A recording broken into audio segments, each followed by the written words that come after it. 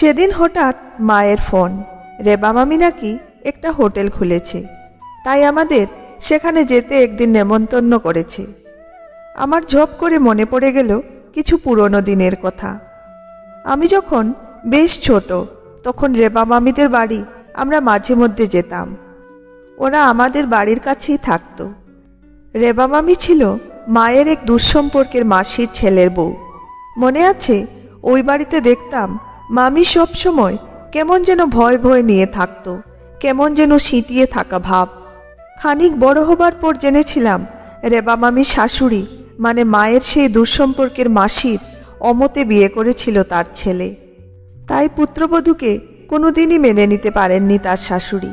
কথায় কথায় মামির সাথে দুর্ব্যবহার করতেন, শুধু সুযোগ খুঁজতেন মামিকে ছোট করার, কথা শোনানোর। আমার মনে আছে, সে সময় ওদের বাড়ি গেলেই রেবা মামি রকমারি খাবারের পসরা সাজিয়ে আনতো আমাদের জন্য। সে খাবার খেয়ে মা বলতো, উফ রেবা, তোমার বানানো খাবার যেন অমৃত, তোমার হাতে সত্যি জাদু আছে।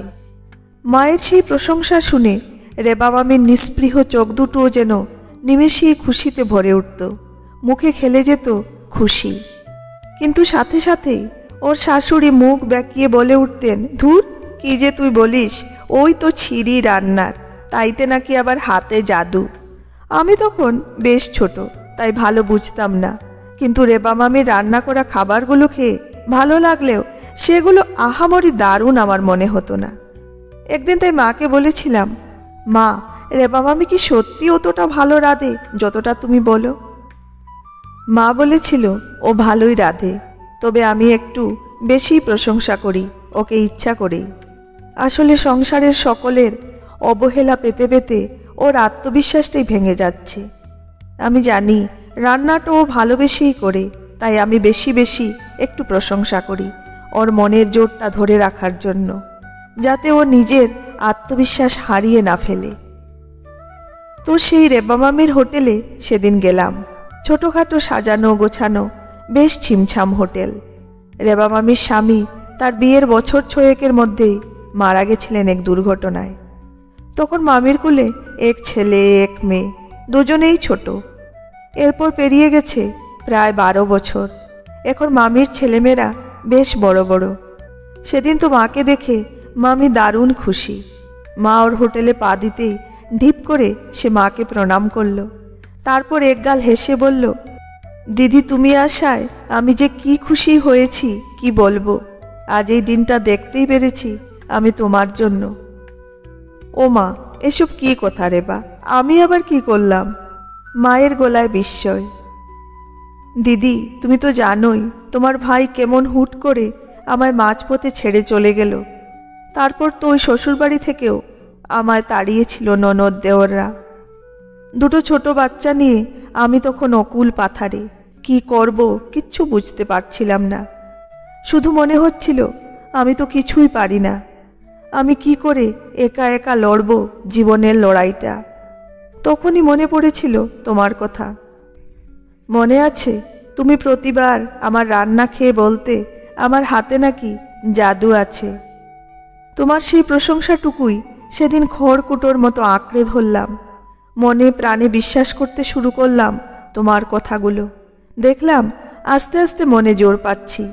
তারপর সেই জোরটুকু সম্বল করে আমি খুব ছোট করে হোম ডেলিভারির ব্যবসা শুরু করলাম, নিজের সামান্য গয়নাটুকু বন্ধক দিয়ে। বারবার তোমার বলা কথাগুলো আমি চিন্তা করতাম আর আত্মবিশ্বাসে বুক বাঁধতাম। নিজেকেই বোঝাতাম, কে বলেছে আমি কিছু পারি না? এই তো আমি ভালো রান্না পারি।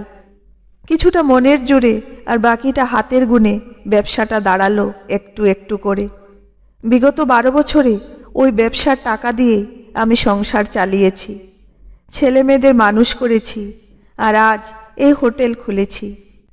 জানি না দিদি, সত্যি তোমার আমার রান্না অতটাও ভালো লাগতো কিনা, কিন্তু যদি সেদিন তুমি আমার অত প্রশংসা না করে আমার আত্মবিশ্বাসটা না বাঁচিয়ে রাখতে, তাহলে হয়তো আমি পারতাম না জীবন যুদ্ধটা জিততে।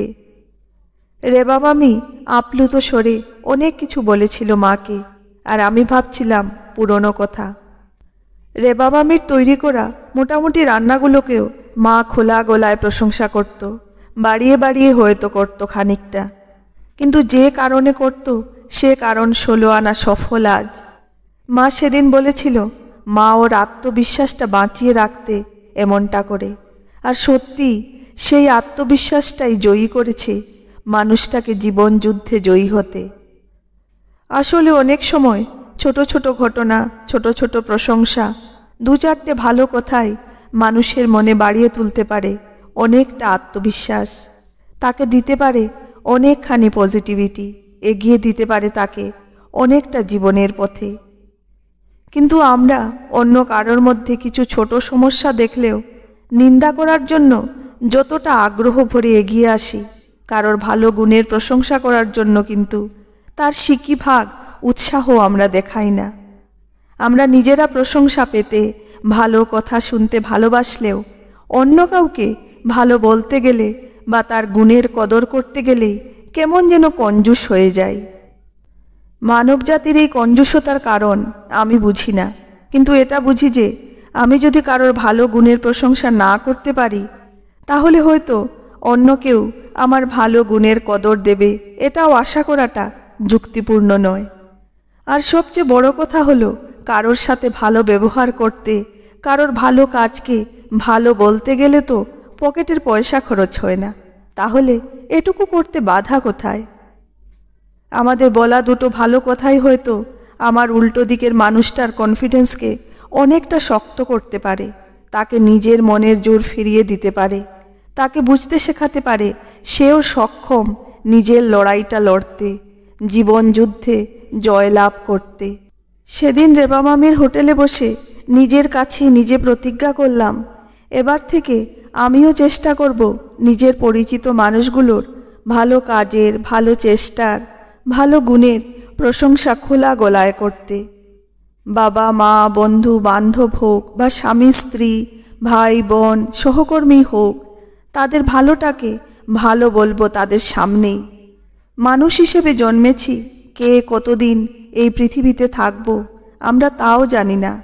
আমরা সাধারণ মানুষ, কোনো মহাপুরুষ নই, তাই খুব বেশি ভালো কাজ করে সমাজের উপকার করার ক্ষমতাও হয়তো আমাদের থাকে না, কিন্তু পজিটিভ ভাইবস ওইটুকুই তো আমরা ছড়িয়ে দিতে পারি আশেপাশের মানুষের মধ্যে। অন্যকে পজিটিভ ভাইবস দিতে গেলে বা তার ভালোটাকে মন খুলে ভালো বলতে গেলে টাকা লাগে না, শুধু লাগে একটা সুন্দর মন। আর শুধু এটুকু করতে পারলেই কিন্তু অনেকটা করা যায়। রেবা মামির মতো অনেক মানুষের মনে আত্মবিশ্বাস ফিরিয়ে দেওয়া যায়।